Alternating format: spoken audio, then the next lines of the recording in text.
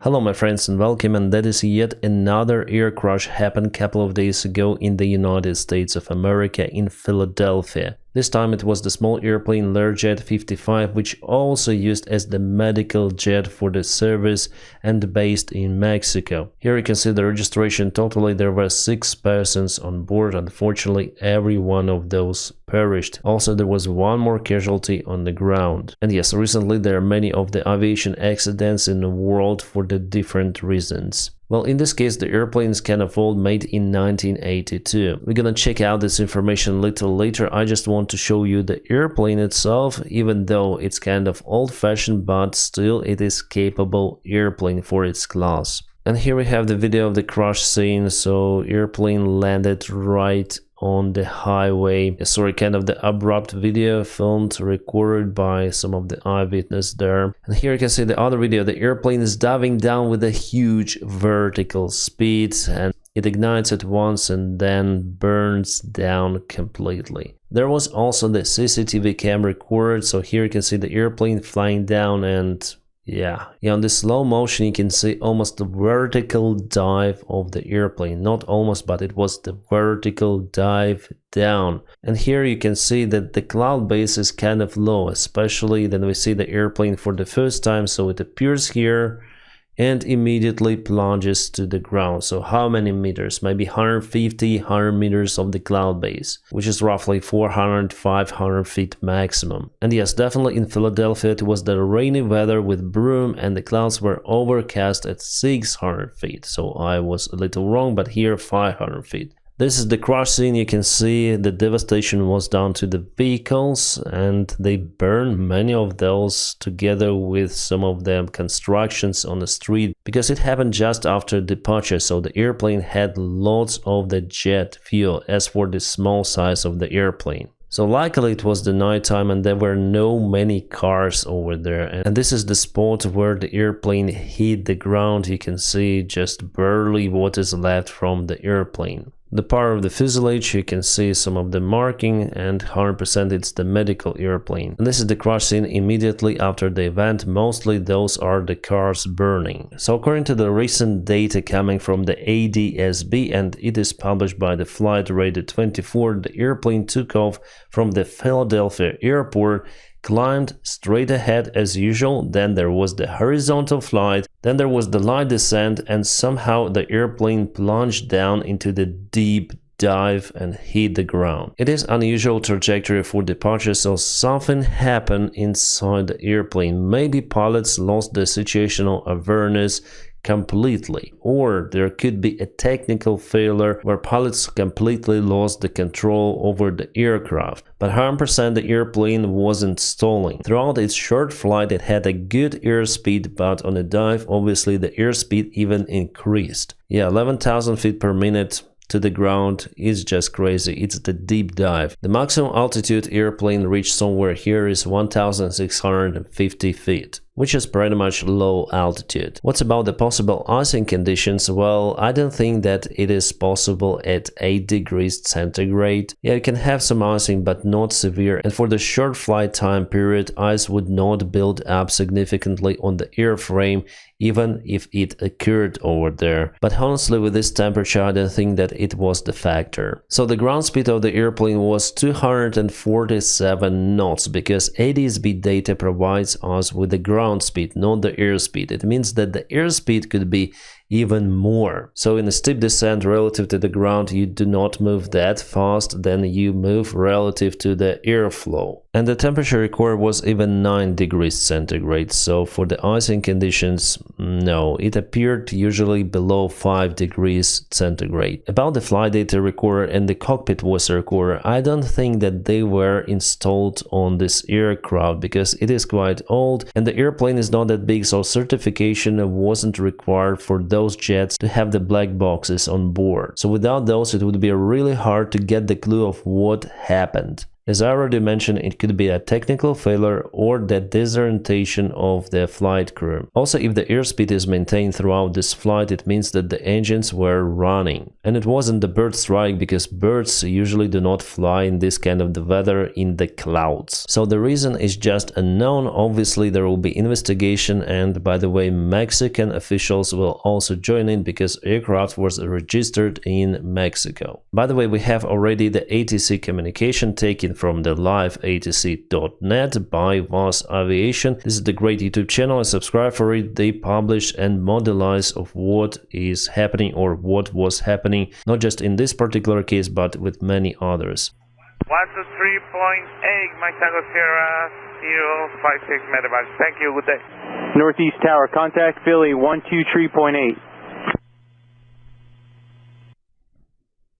So they tried to call him, but no, there is no response. The last call confirmed by the pilot of the jet was the confirmation of the change of the frequency. 123.8. 123.8, Mike Tango Sierra, 056 medevac. So that's it, change the frequency, thank you, good day. Everything as usual. So during the takeoff and initial climb, nothing extraordinary was happening. And as you can see, the altitude of the airplane was already 1,300 feet. But later in a few seconds, something extraordinary happened, which let this aircraft dive to the ground. And so we're trying to figure it out. For now, the field is going to be closed. The rest of the ATC com is relative to the other traffic. Guys, usually the content I provide here is restricted by YouTube, so you may join my Patreon to support the job that I do here. Thank you. By the way, guys, we have some of the update on Midair collision between CRJ-700 and UH-60 military helicopter. Well, according to the recent information, both cockpit voice recorder and flight data recorder were recovered from the scene and already sent for decoding. Moreover, they were synchronized already, and investigators have 124 minutes of good audio recording. It was confirmed that the crew performed the approach briefing and was cleared to land for runway 01. But then pilots subsequently agreed to change the runway for runway 33. It was air traffic control request. Whether they've done briefing for runway 33 as well, here they do not specify. The runway 33 in Washington DC is shorter compared to runway 01, however the wind was more optimal for runway 33. It was also specified that the CRJ crew received the traffic advisory from the TCAS system. As I've said before, at this low altitude you have just traffic advisory. Resolution advisory is absent. And what is interesting that about the second prior impact, the CRJ increased the pitch. It means that in the last second, pilots actually saw the helicopter coming and they tried to go around, but it was too late. And we already know that the air traffic controller called helicopter for the CRJ traffic. Helicopter pilots report that the CRJ traffic is inside, but probably they've looked at the other traffic also on approach to the runway 01, so they were misled by many of the lights on approach. It was the night time and it's hard to define particular traffic. For now, it's not yet known whether the helicopter crew was using their night goggles, the night vision goggles, which could be used to get the better picture, but at the same time they narrowed the field of the side vision. UH-60 helicopter also equipped with the black boxes. It suffered water intrusion, however, but NTSB is confident to be able to download the whole recording. We have the good news about it, even though it has some of the water. And there was the other occurrence at the same airfield the day before, and media spread the information that it was the near collision situation. However, the separation was not lower than 1,000 feet vertical. So it was one more case with the helicopter and the traffic in this particular airfield, and they've got resolution advisory, so it helped to avoid the possible collision, but still it's not good. So the pattern of the helicopter and the pattern of the airplanes, they cross between each other, as we understand, and it is bad to operate both patterns at the same time. It is no go, it should be fixed. At the time of the crash, 5 controllers were active. The tower controller was assisted by assistance controller. So in the media, there was the misinformation spread that the controller was alone in the room in all of the tower. There was no assistance, so the system is not working. Yes, there are some of the flaws in the system, but here the controller got the proper assistance, but it didn't help in this case. Interviews are being conducted. Currently, there is no readout of the helicopter's altitude yet. But we saw on the screen it was 300 feet. The maximum altitude for them in that sector is 200 feet. At the time of the impact, CRJ was 325 feet above ground. But they also say that on the screen the altitude of the helicopter was 200 feet. Strange, because I saw 300. And they confirmed that the ceiling for the helicopter is maximum 200 feet. But here I can see 003, it means 300 feet. So they say 200, but I can see 300. Kind of strange they say in their reports, because we have the visual confirmation here. Here you can see route 4, this is for helicopters.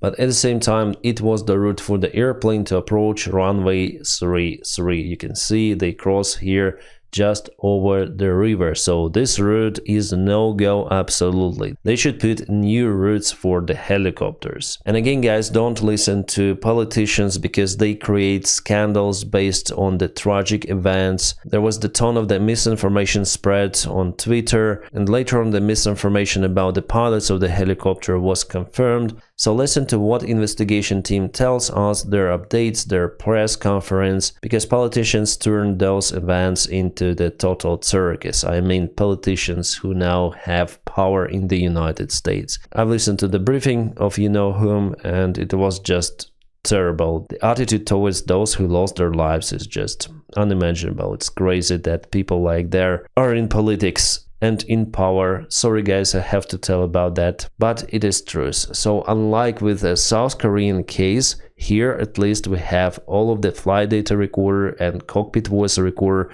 plus the black boxes from the helicopter, so we'll have the entire picture of why it happened and why the pilots didn't see each other on approach. I wish you all safe flights. Ciao.